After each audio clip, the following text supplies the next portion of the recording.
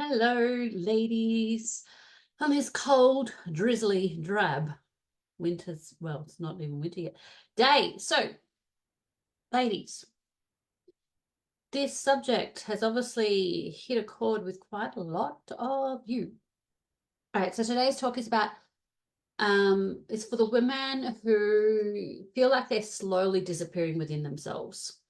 The women who don't feel like themselves anymore. Hands up. Feel exhausted all the time. Can't think clearly. Um, Start to questioning things. And gaining weight that they can't explain. Feeling fat, flat, foggy, emotionally off. Whilst constantly wondering, is this menopause? Is this my thyroid? Is this stress? Or is it just because I'm getting older? And honestly, this is one of the most confusing areas for women in midlife. And because menopause and thyroid dysfunction overlap so much, that women often don't know what's causing what symptom anymore. And women feel stuck in this strange middle ground where they know they don't feel well, but nothing's clear enough to explain it properly. So what I see is, the woman often late 40s or 50s, noticing feeling exhausted all the time, emotionally flatter. Melancholy is actually a word that comes up with a lot. Motivation disappears, gaining weight around the middle, can't tolerate stress anymore, can't tolerate a lot of things anymore, irritable, quick to react rather than respond. Sleep becomes lighter, the brain feels slower. And every time these you mention it, someone says, welcome to menopause. And so a lot of women start doubting themselves. What I often notice is women stop trusting themselves because they've been told for years their symptoms are just menopause or just hormones. And it may be, but our hormones are not related to just our sex hormones, our reproductive hormones. It's not just estrogen and progesterone. There are other hormones involved in this. Right? And the hardest part, sometimes it is menopause, sometimes it is thyroid, and sometimes it's both. And sometimes stress, inflammation, blood sugar, nervous system overlap and are amplifying everything underneath because the symptoms overlap almost perfectly. That's why it's confusing. Where are the overlaps? Fatigue, both. Brain fog could be both. Weight changes could be either. Anxiety, palpitations, sleep disruptions, mood changes, hair thinning, low motivation.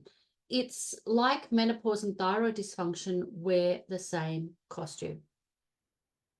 And the tests, when the tests come back normal, in range, acceptable, all those terms meaning the same thing. And that's where a lot of women become deeply frustrated because they finally go and get tested. They finally put their hand up and saying, I'm not feeling right, go get tested, and told, go back, waiting for an answer, waiting for someone to say, oh, we know what's wrong. Okay. But they're told your thyroid is normal, your bloods are clear, normal, in range. Meanwhile, they can barely function. And I think many women begin feeling like they have to prove that they don't feel well.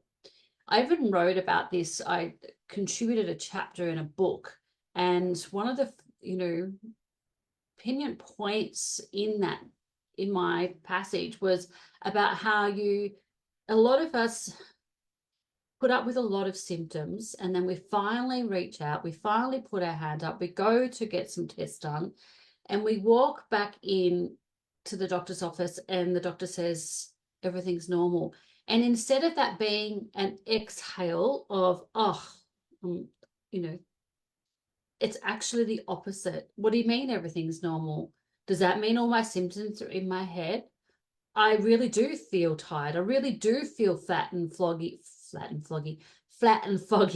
I really am feeling this, or am I imagining it because my tests are normal? So where the doctor thinks this will be a relief for the patient, it's often not, because it means that there's no tangible point of, oh, it's because I've got low iron or B12 or whatever, that, it's actually not the relief the GP thinks he's giving you, he or she. Right. Now, I want to speak about something clearly and specifically. Doctors, when we're talking about those symptoms, I just listed, I don't need to list them again. When talking about those symptoms, so try hard not to digress, but I keep doing it, going off on tangents. When you're feeling that tired, the foggy, the doctor will test your TSH, right? Or it could be thyroid. So that is a standard screening marker, and that's all. It's evidence-based, absolutely. And for many people, it works well as a first assessment. Unfortunately, it is not the whole picture. Importantly, they are looking for significant thyroid dysfunction and disease. So optimal range, acceptable range. When you fall off either of those edges, you're now in disease state. But you could be just this side or just this side of that optimal range, right? Because the range is so broad, 0.5 to 5, right? You could be at 0.6 and they're going, oh, you're within range. But optimal is 1 to 2. Right? So they're looking for disease state because that's when they'll medicate. We don't necessarily want you medicated at 0.9. Okay? Like, okay, now you're a bit high or a bit low. Let's see what we can do to try and bring you into optimal range. But clinically, that's the thing. But clinically, if you're in range, you're not in disease state, women are often more nuanced than a single number.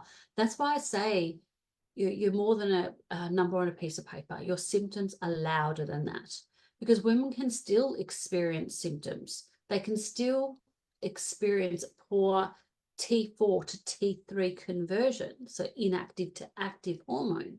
They can still be having autoimmune activity or inflammatory load or metabolic dysfunction or stress-driven changes, where whilst still technically within range. And that's where the confusion begins. And then we can add in Hashimoto's into the picture, which is incredibly common in women. Right? So some women spend years feeling exhausted, puffy, foggy, flat, emotionally unlike themselves before anyone checks their thyroid antibodies. And this is another real talk moment. Some women feel dramatically better once treated, and that's wonderful. But so many women are technically medicated, so clinically put back into range, and still don't feel well. And that's where many women feel confused and defeated, because lowering TSH on paper, I know it gets confusing. Hypothyroidism, TSH goes up. Why? Because TSH is your thyroid stimulating hormone. So it's what your brain is telling your thyroid to do. So if there's not enough thyroid hormone in your body, your brain's telling your thyroid, make more, make more, make more. So the message gets stronger. So that means it goes up. TSH goes higher. If there's too much thyroid hormone in your body, your brain's telling your thyroid, slow down, right? TSH goes down. When you're medicated, when that means that you're putting in T4, which is the hormone the thyroid makes, then the brain just says, oh, okay, we've got enough circulating in the body. We don't need to make as much. So TSH comes back into range, okay? So your TSH might be in range on paper, but that doesn't automatically fix everything. It doesn't fix the stress. It doesn't fix the inflammation, the poor sleep, the blood sugar instability, the nervous system overload, the nutrient deficiencies, the metabolic dysfunction. Right? Women are whole systems, not just numbers on a piece of paper. And honestly, when we talk about weight gain, not every kilo gained in midlife is thyroid. Not every symptom is menopause either. Sometimes cortisol, high cortisol, which we talked about last week, insulin resistance, inflammation, loss of muscle, stress eating, poor sleep, nervous system overload are playing a huge role too, which is why context matters so much. And I have this conversation with every lady I work with, and we cover it a lot in my coaching calls for the ladies in my Graceful Transitions program. Every week we are working on those things. We are working on nervous system overload. We're working on emotional eating or how to downregulate inflammation, because they are all part of the picture. It is not just let's prop up your estrogen. If only it was that easy or that simple. It's not. So I often think of it like an orchestra. Anyone that's come to my master classes tell you know that I talk about it like an orchestra. When women keep trying to isolate one instrument, the thyroid, the ovaries, the adrenals, the liver, but the body works as an entire symphony.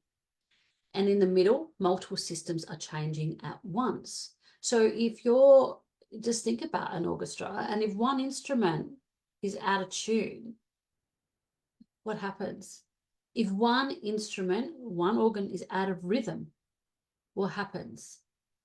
It sounds like a cacophony of sound, not like a symphony. And that's what's happening in our body. So you can't just look at the thyroid or just look at the liver. You have to get them, you have to support them all, because what will happen is your bloods can look normal, but that is because your body is a complex group of systems, and if one system is lagging, other systems pick up the slack, and they take one for the team, okay, and they lift up. So on your blood tests, it looks like you're normal, everything's normal, but that's because your body, some other part of your body is working overtime for the organ or the system that's struggling, okay, till things start to break down. So, ladies, some frequently asked questions. I don't know if anybody's here live because no comments are coming up on my screen. I'll just have a quick look in case there's questions.